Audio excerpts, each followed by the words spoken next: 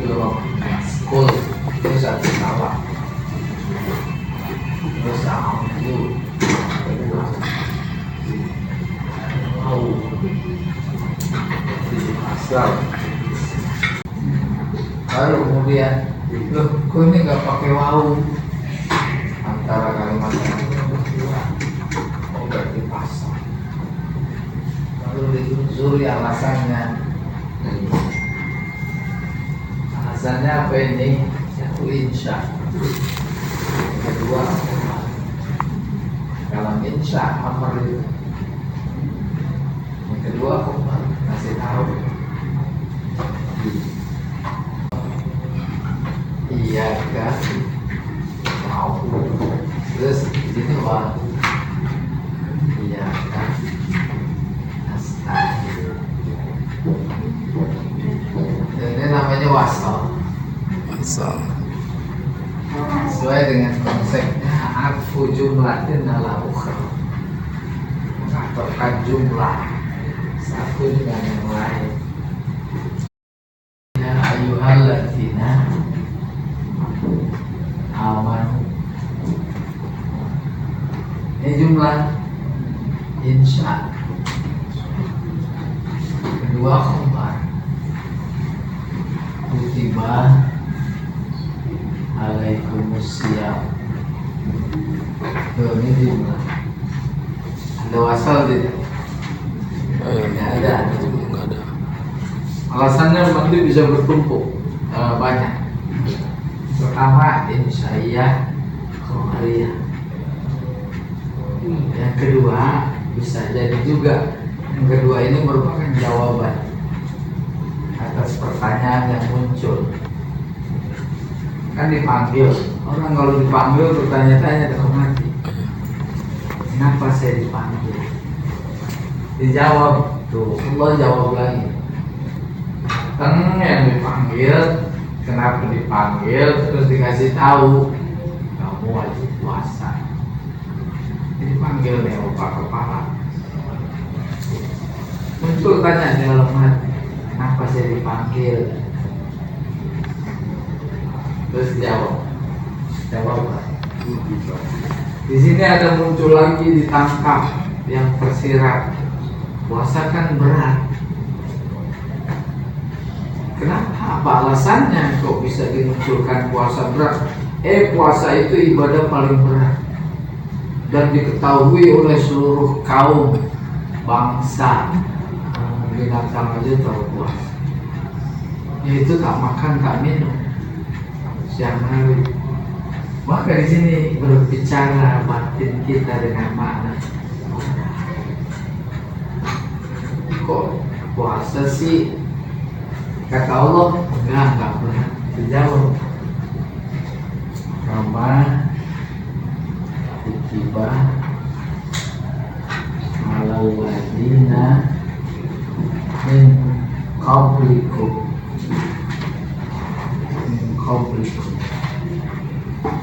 Dan ini jumlah nih kutiba, terus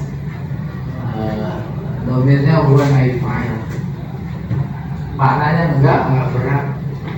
Terdahulu juga puasa, bukan cuma puasa.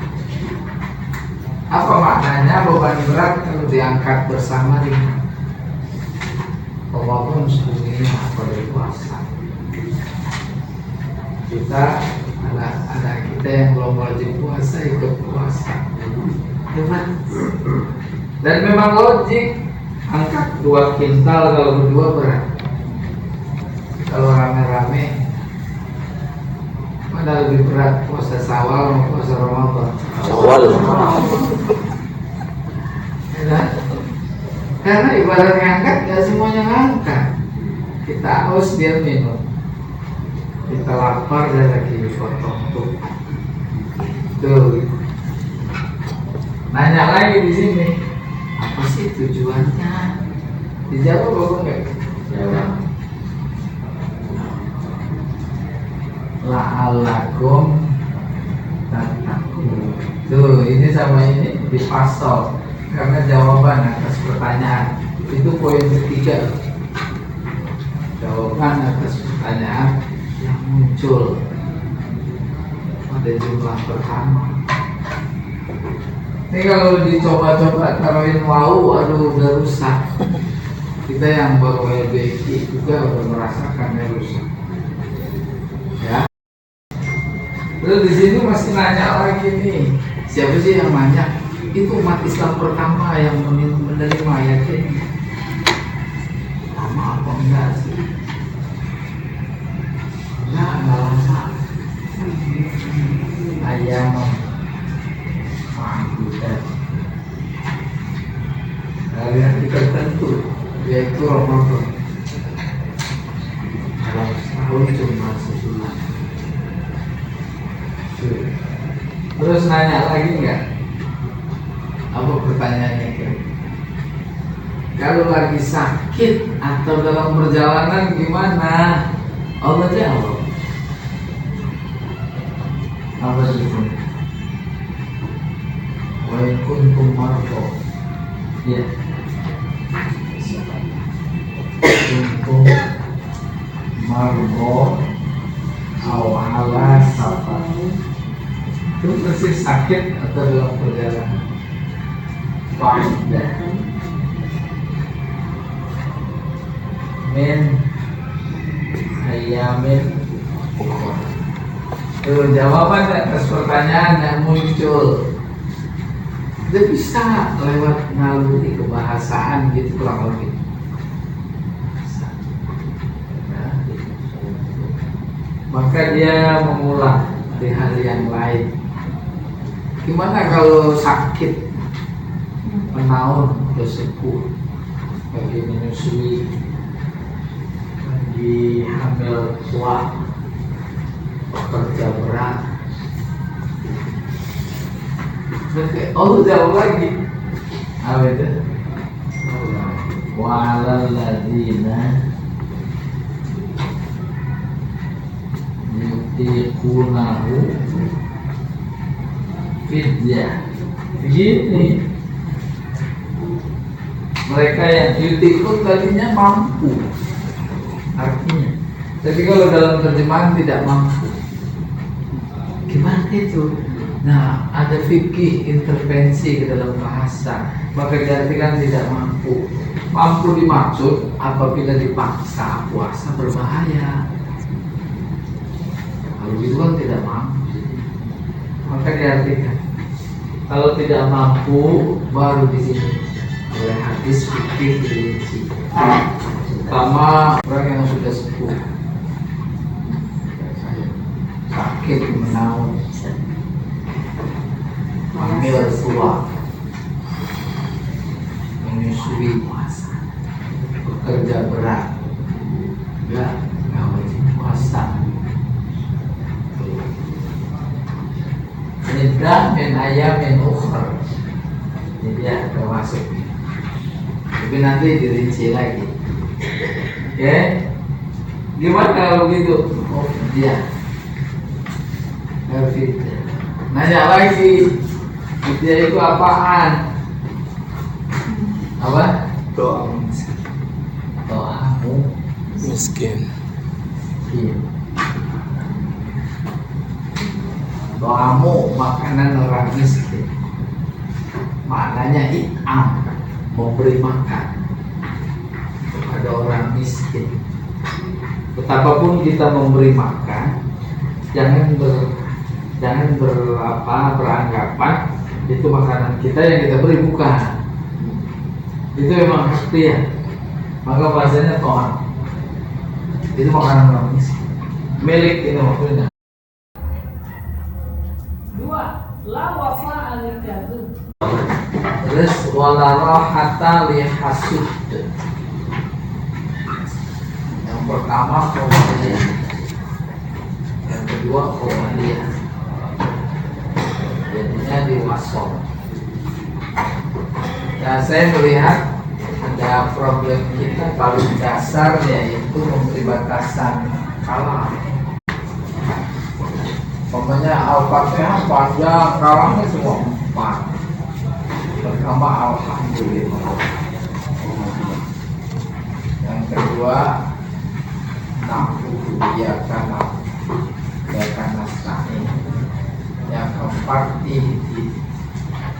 Ananta boleh iya boleh tidak. Bagian usul silakan usul. Nomor 3. Falamma ra'a aydiyahum tasiru ilaihi lama syarat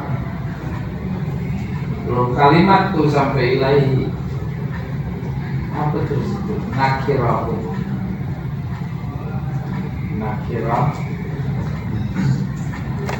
wa aujasa minhum khifah aujasa istinaf aujasa diterkam rasa takut kepada mereka. Qalu kalimat pertama dalam konteks kaji kita aujasa jumlah sampai khifah. Terus qalu apa hubungannya kok antara aujasa sama qalu dipisah? Karena ini merupakan penjelasan kamu rasakan atau dalam buku Balaghah tafsir jawaban atas pertanyaan yang muncul. Paham itu? Nabi Lut kedatangan kamu dalam malaikat. Maka ketika muncul rasa takut memang menjadi didukung oleh kondisi sosial. Ya. Sebab kalau kamu nggak tahu, waduh pasti digerung. Ini makanan empuk nih gitu. Sate marah takut ya. Wa aujasa Allah menimpakan khifah rasa takut kepada Nabi Lut. Rasa takut itu takut kepada apa? Kepada mereka kampung-kampungnya. Di situ ada pertanyaan. Terus si para malaikat tamunya bilang apa? Oh, mereka bilang kepada Nabi Lut, la takhaf inna ursilna ila qaumin. Jadi kaji kita aujasa sama qaul. Itu jawaban an su'alin fil ula. 4. Wa ma yantiqu 'anil hawa. Yantiqu fa'ilnya Nabi. Nabi tak bicara karena keinginan atau nafsu. Kalau begitu karena apa? Nah, jelas, itu dijelasin. Dua, antara kalimat pertama sama kedua nggak ada wow berarti pasal. Kenapa? Karena di penjelasan. 5. Ingatlah ketika kami selamatkan kalian. Kalian siapa? Bani Israel. Bani Israel yang di zaman siapa? Nabi Musa. Padahal Allah cerita kepada Nabi Muhammad berhadapan Bani Israel. Turunannya coba 1000 tahun. Kebayang, karena dia titik sambungnya Bani Israel yang dulu sama yang kemarin zaman Nabi Muhammad. Nah yang sekarang wafatnya nama. Lalu timbang rakyat kecil, anak perempuan yang macam. Nabi dibunuh. Nabi dibunuh nih. Bani Israel. Jadi nggak mempan dengan himbauan. Karena bagaimana? Ya mau mesti dihajar juga gitu. Ya. Ingatlah ketika kami selamatkan kalian dari tentara Firaun, Ali Firaun. Tentara Firaun yang bagaimana? Yasumunakum. Nah itu kan kita. Yasumunakum su'al azab, yang menimpakan azab terburuk kepada kaumnya. Apa itu yasumunakum su'al azab? Nah, terus diterangkan yuzabbihuna abna'ahum. Tuh. Mereka menyembelih anak-anak. Menyembelih setahun habis yang laki-laki. Terbayar kok. Menyembelih beneran. Yang nyembelih itu Al-Ghazali. Akhirnya diprotes sama suku Mesir asli, suku apa Mesir Kipti, bangsa. Kenapa? Karena banyak Bani Israel yang menikah dengan perempuan Kipti, punya keturunan. Turunannya kan udah Indo, Bapak Israel, Ibu Kipti. Ulama-ulama Kipti datang ke Firaun protes. Terus protes diterima. Kalau begitu udah tahun ini sembelih, tahun besok enggak. Ya, wa yastahyuna nisaakum. Antara yasumuna mayuzabihu itu dipasal. Tapi antara yuzabihun sama yastahyun karena ada keserasian.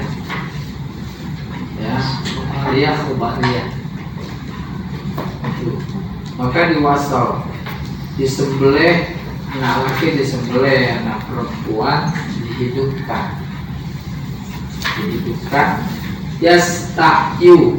Yastahyuna diminta hidup, diberi lapar, beri kerja paksa. Itu makna diminta hidup. Bayangin, siksa. Yang gadis-gadisnya diperkosa.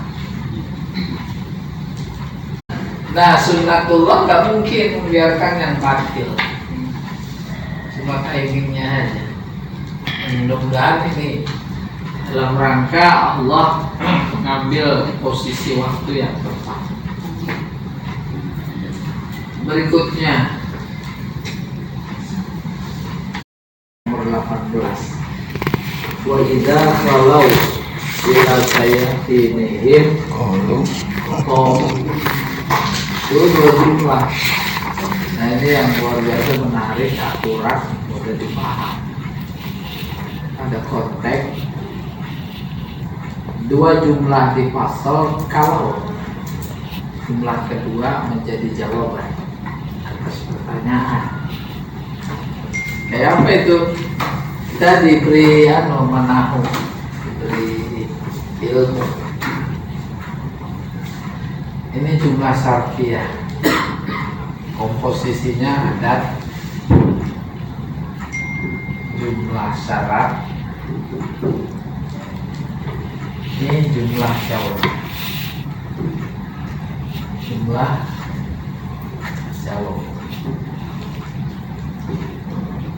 ini disebutnya jumlah. Maka di sini nggak ada wawu pasti. Kenapa? Karena ini merupakan jawaban atas pertanyaan. Man ya'mal misqala dzarratin khairan. Belum dipaham. Pas muncul pertanyaan, kenapa? Ya, tuh jawaban. Ini sama ini dipisah, nggak ada wawu. Kenapa? Karena jumlah kedua ini jawaban namanya jumlahnya murna. Atas pertanyaan yang muncul, apa pertanyaannya? Kenapa yang berbuat kebaikan sebesar zarah, kenapa dia melihat? Melihat apanya saya tahu? Melihat balasannya. Di sini ada pasal manjada wajada, ini jumlah tuh gak ada waw karena jawaban ya. Man sabara zafara, man saro ala darbi wasol, idza jaa nasrullahi wal fath wa ra'aitan nasa yadkhuluna fi dinillahi afwaja. Ada waw fasabir karena merupakan jawaban. Itu muncul kenapa? Maka fa-nya disebut fa jawab. Kenapa pakai fa? Yang ini enggak? Kan di sana fi'ilnya amr. Fi'ilnya pengabi. Tapi mengandung tuntutan, yaitu amr. Ijaz itnab musawah. Ini informasi tentang bentuk kalimat dari sudut pandang makna. Ada maknanya singkat, ada panjang, ada pas antara lafaz dan makna. Kalau singkat tapi maknanya banyak, namanya ijaz. Lafaznya panjang, maknanya dikit, itnab itu. Dan terus kalau musawah, makna apa seimbang. Tanya, mas muka. Ya, boleh istifham ya. Antara nanya apa jawaban gak ada waw. Ya. Jawab Ahmad. Terus singkat ya. Namanya ijaz. Tapi ada yang jawab mas muka. Laqad razaqallahu ummi biwaladiha ismuhu Ahmad. Panjang nggak? Panjang. Lafal panjang, makna dikit. Namanya itnab. Ada yang seimbang. Mas muka ismi Ahmad. Ini musawah. Al-Quran isinya begini. Kata Habil pada kopi, kalau kau bunuh aku nggak bunuh kamu. Jadi panjang bahasanya apa? Laim basat ta ilayya yada kalimatulani ma ana bibasiti yadi ilayka li'atulah. Padahal kalau engkau ulurkan tanganmu untukku, aku tidak ulurkan tanganku untuk membunuhmu. Nabi Zakaria diberi informasi dia akan punya anak, namanya Yahya. Gimana saya punya anak? Rambut sudah putih, tulang muda. Dia cuma mau bilang aku sudah tua, panjang. Apa ayatnya? Rabbi inni wa al-inni wasna'lar ra'su syaitan. Iya. Ada yang pas singkat di Al-Quran. Wa ma tuqaddimu li anfusikum min khairin tajiduhu. Kebaikan apapun yang engkau berikan, maka engkau dapati balasannya di sisi Allah. Pasti. Kalau baca buku-buku balaghah klasik bahkan sebelum Islam, itu yang paling bagus adalah yang ijaz. Padat, singkat, dipaham, dan tinggi makna. Sebab kenapa paling bagus? Itu menunjuk bahasa itu kan pikiran. Menunjukkan pikirannya udah nggak usah diurai lagi. Bahkan bahasa paling tinggi itu diam. Lihat karikatur itu diam. Kita masuk ijaz. Ijaz singkat. Ijaz dalam konteks disiplin ilmu ma'ani ada dua. Ada namanya ijazu qasrin, ijaz qasar. Ada ijazu hazfin. Qasar nggak ada yang dibuang. Bukan pula hubungannya dengan qasar yang pernah. Itu mah struktur. Nanti dalam contoh ada itu, lebih menarik lagi. Nama malu. Kalau kita lihat namanya, ini babnya qasar. Tapi qasar dalam ijaz ini nih, cuma satu kata, amal, boleh diurai. Maknanya banyak. Apapun profesi kita, itu adalah media amal. Kata Nabi, amal apapun yang dilihat tuh cuma niat. Hal itu begini. Ini masuk di sini semua amal. Amal lisan, nasihat, amal jawari, indra, raga, amal qalb, amal panjang, lisan panjang diurai. Ada rombongan mau bepergian, kafilah, minta nasihat sama Nabi. Lalu Nabi jawab singkat sekali. Apa itu?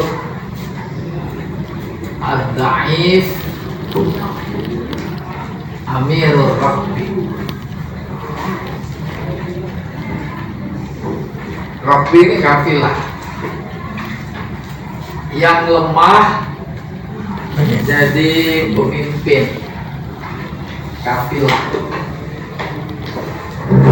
Paham belum? Apa sebab?